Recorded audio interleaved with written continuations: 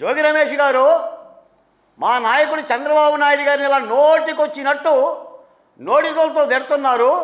ఎందుకు తిడుతున్నారని అడగటానికి వచ్చారు మరి కాదా? అసలు చంద్రబాబు నాయుడు గారికి మీకు కానీ, లోకేష్ గారికి కానీ మీకు కానీ ఏమైనా పోలిక ఉందా? మీరు 2 సార్లు ఎమ్మెల్యే చేశారు, 2 సార్లు ఓడిపోయారు. మీ ఊర్లో మీరు గెలిచిన దాఖలాలు లేవు. పోనీ గెలిచారా మీ ఊర్లో? మైలవరం అసెంబ్లీ నియోజకవర్గంలో మీరు బీసీ నాయకులే కదా, మీరు గెలిచారా? దేవినేని ఉమా మీద ఓడిపోయారు, వసంత కృష్ణప్రసాద్ గారి మీద ఓడిపోయారు. మరి ఏం మాట్లాడతారు? మళ్ళీ మేము బీసీ నాయకులం కాబట్టి చంద్రబాబు నాయుడు గారు మీ మీద అనగదొక్కాలని, మీ గొంతు నొక్కాలని. అది ఇది గొంతా భూత పురాణమా? అడ్డు అదుపు లేకుండా మీరు మాట్లాడుతూ, మీరు మంత్రిగా ఉన్నప్పుడు గుర్తుకు రాని బీసీ వర్గాలు ఇప్పుడు ప్రతిపక్షంగా ఉన్నప్పుడు గుర్తుకొచ్చింది. లేదా మీరు మాట్లాడుతున్న మాటలుగా తెలుగుదేశం పార్టీ కార్యకర్తలు నిరసన వ్యక్తం చేస్తే మీకు బీసీ కులాలు గుర్తుకొచ్చినాయి. దానికోసం పిల్లల చేత మాట్లాడిస్తున్నారు, ఇంట్లో వాళ్ళ చేత మాట్లాడిస్తున్నారు. ఎవరు పెట్టారు మీ మీద కేసు? కల్తీ మద్యం కేసు ఎవరు పెట్టారు? జోగి రమేష్ గారు,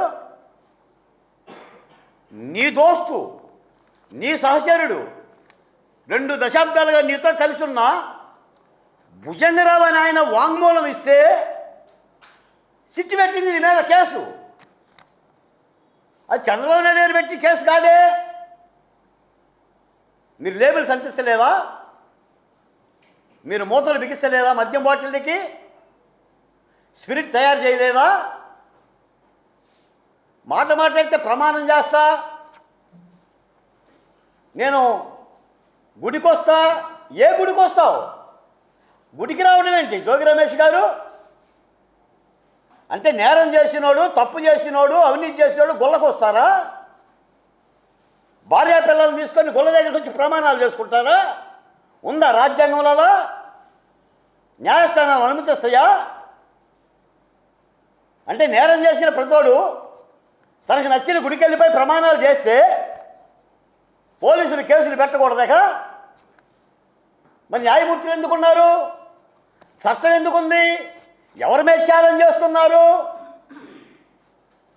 న్యాయస్థానానికి వెళ్ళి చెప్పండి, మై లార్డ్ నేను గుడికొచ్చి ప్రమాణం చేస్తాను అని. మీరు మంత్రి ఎట్టయ్యారండి? మీకు భారత రాజ్యాంగాన్ని డాక్టర్ బిఆర్ అంబేద్కర్ రాశారని చెప్తాను ప్రపంచమంతా కోడే కూస్తుంటే మీరు జగన్మోహన్ రెడ్డి గారు రాశారని ప్రశంసిస్తారు. బీసీల రాజ్యాంగం జగన్మోహన్ రెడ్డి గారు రాశారా?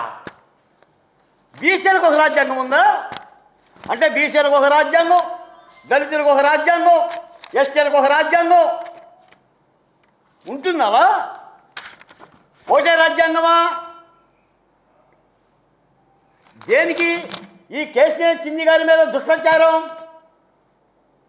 విజయవాడలో ఉన్న అన్ని ప్రాంతాల నుంచి బ్లేడ్ బ్యాచా, గంజాయి బ్యాచా, తెలుగుదేశం పార్టీ కార్యకర్తలు బ్లేడ్ బ్యాచా, గంజాయి బ్యాచా? ఇలా మాట్లాడితే ఊకుంటారా? నోటికేమి రుచి తెలియదా? నాలుగుకి ఇత్తపత్తం లేదా? మీకు మాట చెప్పాలి, నక్కకి నాగలోకానికి ఉన్నంత తేడా ఉంటుంది అంటారు. నక్క అంటే ఓ జంతువు, అది మోసానికి గుర్తు, పాపాలకి చిహ్నం. నాగలోకం అంటే సంపదకి చిహ్నం, పుణ్యలోకానికి గుర్తు. మీరు నక్క. కేశినేని చిన్ని గారు నాగలోకం. Please subscribe to Leo news for more videos.